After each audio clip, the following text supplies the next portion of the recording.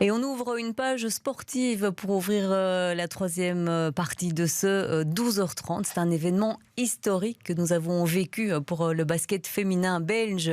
Les Belgian Cats sont championnes d'Europe. Un premier titre continental pour ces joueuses qui ont battu l'Espagne hier soir en finale après un match où elles ont été menées une grande partie de la rencontre. Pour Jean-Pierre Delchef, vice-président de la Fédération belge de basket, le déclic pour cette équipe s'est déroulé en quart de finale contre la Serbie. On l'écoute. C'est une victoire méritée sur l'ensemble du championnat. Il faut reconnaître que le match de hier n'était pas le meilleur, mais le juste au-boutisme de nos joueuses leur ont permis de remporter cette victoire à l'arraché. Les quarts de finale, mais on avait une revanche à prendre contre la Serbie qui nous avait privés d'une finale il y a 2 ans sur le buzzer en nous battant d'un point. Elles ont démontré non seulement leur talent, leur volonté d'effacer cette défaite des tablettes de l'histoire du basketball belge.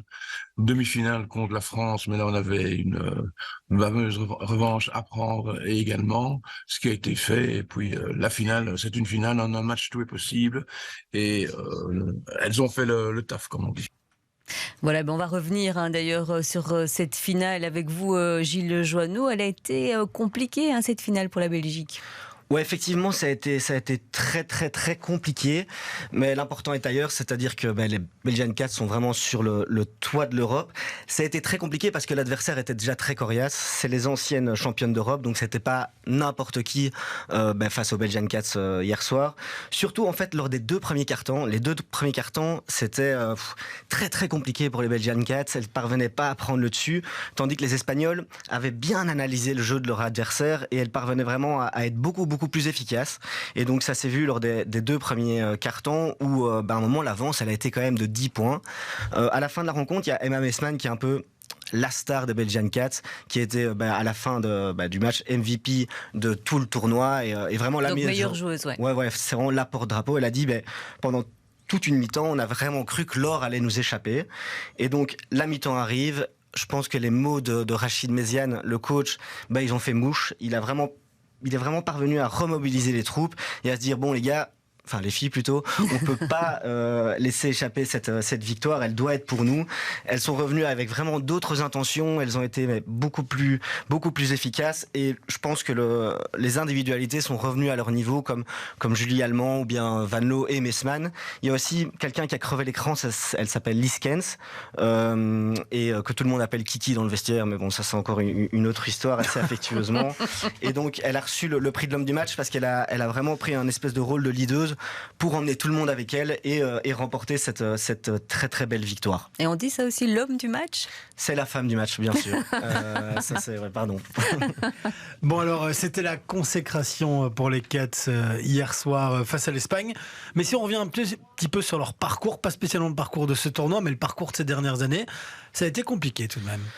Ouais, ça a été très compliqué. Il y a eu des hauts, il y a eu des bas. C'est-à-dire qu'en fait, entre 2017 et 2023, il y a eu 6 grandes compétitions, ce qui est quand même beaucoup. Ça fait une tous les ans. C'est pas très compliqué. Et donc, en fait, il y a eu 3 euros. Elles ont eu 2 fois la médaille de bronze, une fois 5e. Elles ont participé à leur premier JO où ça s'est fini en quart de finale, ce qui est pas une mauvaise performance en soi pour une première. Mais voilà, je pense qu'elle voulait quand même avoir d'autres ambitions. Et le gros tournant, paradoxalement, c'est ce qui s'est fait l'année dernière à la Coupe du Monde, où elles sont éliminées en quart de finale. Là, il y a vraiment eu une grosse coupure. Elles ont été très très déçues de cette performance parce qu'elles y allaient pour le gagner, ou en tout cas elle faisait partie des favorites. Ça n'a pas été le cas. Il y a eu un peu des problèmes de communication avec l'ancien coach qui s'appelait Philippe Mesdag. Et finalement, Medzian, qui est le nouveau coach et qui était l'assistant de Mesdag, a repris les rênes.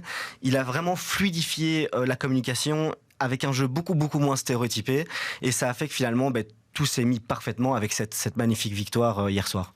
Justement, après cette victoire, c'est quoi les prochaines échéances pour les Belgian Cats ? ne boudons pas notre plaisir maintenant qu'elle domine l'Europe, c'est quand même très chouette de le dire. Les Cats, elles ont un autre objectif, c'est les JO de Paris en 2024. Ça peut paraître paradoxal, mais malgré leur victoire à l'Euro, elles sont pas encore assurées en fait d'être aux JO. Pour le moment, il y a que 2 équipes qui sont assurées de ça. C'est la France qui est le pays organisateur et c'est les États-Unis qui ont gagné le mondial l'année dernière du coup. Et donc, sauf cataclysme, il faut pas trop s'inquiéter. Elles y seront. En fait, il y a des groupes de 4 équipes, dont la Belgique sera tête de série. Elle doit être terminée parmi les 3 premières. Donc, il n'y aura pas de problème de ce côté-là. Elle devrait y être. Maintenant, reste à savoir quel rôle l'équipe va jouer pendant ces JO. Elles seront pas favorites parce qu'il y a les États-Unis qui restent un peu, il y a d'autres moyens là-bas et c'est une autre équipe qui est encore plus forte. Il y a l'Australie aussi et il y a la France qui sera donc forcément le pays organisateur. Mais elle peut jouer un rôle de poil à gratter. Vraiment, elles peuvent ennuyer tout le monde.